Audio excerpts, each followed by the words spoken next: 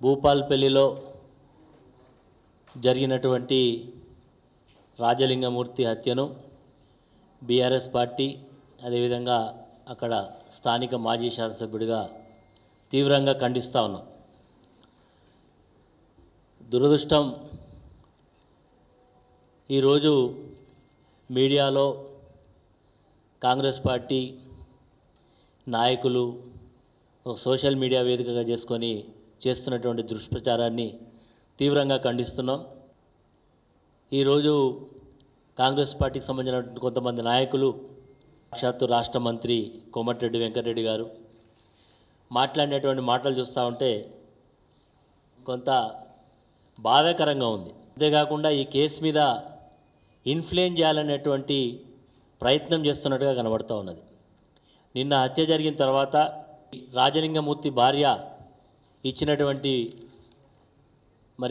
Complaint, అందులో భూ వివాదం ఉన్నట్టుగా, అందులో కొంతమంది వ్యక్తులు కలిసి అతని భర్తను హత్య చేసినట్టుగా కంప్లైంట్ ఇవ్వడం జరిగింది. దాని ఆధారంగానే పోలీస్ వాళ్ళు ఎఫ్ఐఆర్ కాపీని కూడా ఇవ్వడం జరిగింది. చంపినటువంటి వ్యక్తులు పోలీసుల దగ్గర పోలీసులు పట్టుకున్నారా, పోలీసుల వాళ్ళు లొంగిపోయినా నాకు సమాచారం లేదు, కానీ పోలీసుల దగ్గర ఉన్నట్టుగా మాకు సమాచారం ఉంది. చంపినటువంటి వాళ్ళు మేము చంపినామని చెప్తా ఉన్నారు. దానికి సంబంధించినటువంటి విషయాలన్నీ కూడా తెలిసిన తర్వాత ఈరోజు వీళ్ళు మాట్లాడేటువంటి మాటలు చూస్తూ ఉంటే ఈ యొక్క హత్యా కోణాన్ని ఒక రాజకీయ దురుద్దేశంతో బీఆర్ఎస్ పార్టీ పైన, సాక్షాత్తు మాజీ ముఖ్యమంత్రి కేసీఆర్ గారిపైన, హరీష్ రావు గారిపైన, నాపైన చుట్టేటువంటి ప్రయత్నం చేస్తున్నట్టు కనబడుతూ ఉన్నది. ఈ యొక్క రాజలింగమూర్తి అనేటువంటి వ్యక్తి కాళేశ్వరం ప్రాజెక్టు మీద ఒక కేసు వేసిండు. ఆ కేసు వేసినందుకే మంత్రి అయితే సాక్షాత్తు వెంకటరమణారెడ్డి హత్య చేయించిండని చెప్తా ఉన్నాడు. ఏ ఆధారంతో ఆయన మాట్లాడుతున్నాడో ఆయన నోటికే మొక్కాలి. అదేవిధంగా కాంగ్రెస్ పార్టీకి సంబంధించిన కొంతమంది వ్యక్తులు ఇది బీఆర్ఎస్ పార్టీ హత్యా రాజకీయాలకు తెరలేపింది అనేటువంటి మాట మాట్లాడుతూ ఉన్నారు. బీఆర్ఎస్ పార్టీ ఎప్పుడు కూడా హత్యా రాజకీయాలను ప్రోత్సహించేటువంటి సందర్భాలు ఉండవు. ఈరోజు రాజలింగమూర్తి గారు కేసు వేసిండ్రు. ఒకవేళ అందులో కేసు విచారణలో ఉన్నది, ఆల్రెడీ రాష్ట్ర ప్రభుత్వం కమిషన్ వేసింది, కమిషన్ విచారణ జరుగుతున్నది.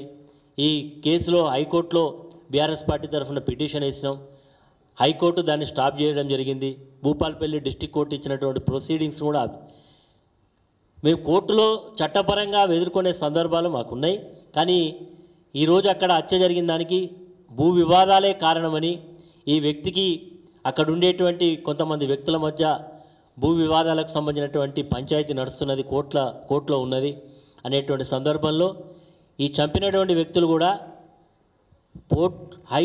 అక్కడ ఉండేటువంటి పోలీస్ అధికారుల దగ్గర కంప్లైంట్ చేసినట్టుగా, ఇతను వాళ్ళ మీద కంప్లైంట్ చేసినట్టుగా, వాళ్ళు ఇరువురు కూడా ఇద్దరి మధ్య వైరుధ్యం ఉందనేది చాలా స్పష్టంగా ఉన్నది. కాబట్టి అది ఆ కోణంతో చూడకుండా ఈరోజు మా మీద బట్టగాల్సి మీదే బాధ్యత అనేటువంటి పద్ధతిలో చేయడం ఏదైతుందో దీన్ని మేము తీవ్రంగా ఖండిస్తున్నాం.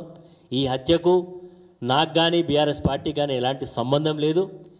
ఈరోజు వాళ్ళు చెప్తా ఉన్నారు, అక్కడ ఉండేటువంటి స్థానిక శాసనసభ్యుడు దీన్ని నిష్పక్షపాతంగా విచారం చేయాలి, ఎంత లోతుగా అధ్యయనం, మేము కూడా చెప్తున్నాం, లోతుగా అధ్యయనం చేయాలి, ఖచ్చితంగా దోషులను శిక్షించాలి అని కూడా మేము కూడా డిమాండ్ చేస్తూ ఉన్నాం. వారు ఏదో సిబిసిఐడి అంటున్నారు. సిబిసిఐడి కాకపోతే సిబిఐ ఎంక్వైరీ చేసినా మాకు ఎలాంటి అభ్యంతరం లేదు. మాకు హత్యకు ఈ వ్యక్తికి మాకు ఎలాంటి సంబంధం లేదు అనే మాటని ఈ సందర్భంగా తెలియజేస్తాం. ఈరోజు ముత్తుడి భార్య ఇచ్చినటువంటి కంప్లైంటు ఏ రకంగా ఉంది, కొన్ని గంటలు మారిన తర్వాత కొంతమంది వ్యక్తులు వారిని ప్రేరేపితం చేసి మాట్లాడించినట్టుగా కనబడుతూ ఉన్నది. ఈరోజు ఆమె మాట్లాడినటువంటి మాట కొంతమంది వ్యక్తుల యొక్క ప్రేరేపితంతో మాట్లాడినట్టుగా ఉన్నాయి. ఈరోజు నిజంగా మేము చెప్తా ఉన్నాం, మా పార్టీకి సంబంధించినటువంటి ఏ వ్యక్తుల యొక్క ప్రమేయం లేదు. ఇది కేవలం మా మీద చేస్తున్నటువంటి నిరాధారమైనటువంటి ఆరోపణలు తప్ప ఇది కూడా వాస్తవం లేదనేది నా అభిప్రాయం.